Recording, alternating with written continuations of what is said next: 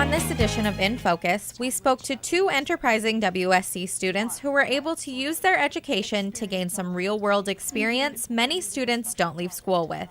From Willa Cather and John G. Neihart to Ted Kuzier and Alex Cava, Nebraska isn't short on successful writers. Wayne State College educates many students who are interested in following in Nebraska's literary tradition, like recent graduate Stephanie Hempel. A conversation with one of her professors, Stephanie Marcellus, led to an idea. We were talking about what we think it means to be a Nebraska writer.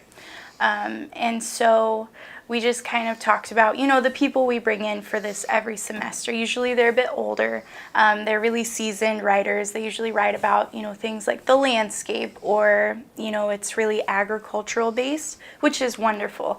But we were wondering what it would be like to redefine that. From there, Hempel and Marcellus collaborated with 4 other student editors, Derek Pufall, Thad Simpson, Courtney Upa, and Liz Ziska, to work with the WSC Press to put their own mark on the literary landscape. We just wanted to create a space for emerging writers who are really redefining what it means to be a Nebraska writer. That space would come in the form of The Flatwater Stirs, an anthology of emerging Nebraska poets, published by the WSC Press in August. With the help of WSC Press, the group put out word that they were taking poetry submissions to be used in an anthology.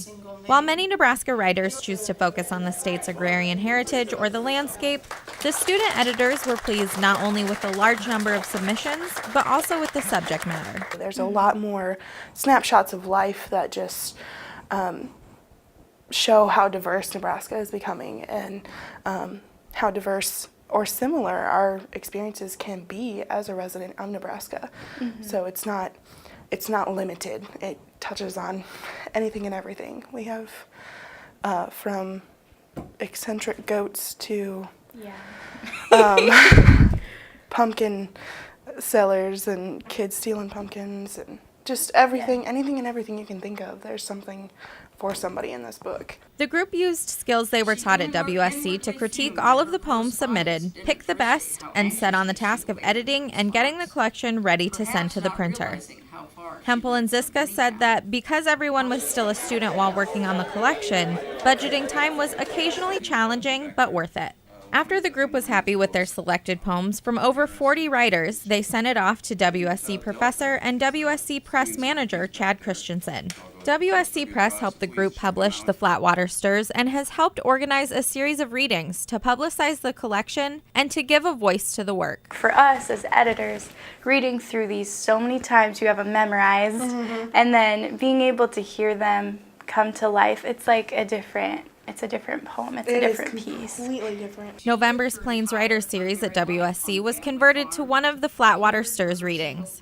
Other readings have been held in galleries and other spaces in collaboration with other writers and artists who have lent their support to the student editors. It tells you a lot about the quality of people who live here.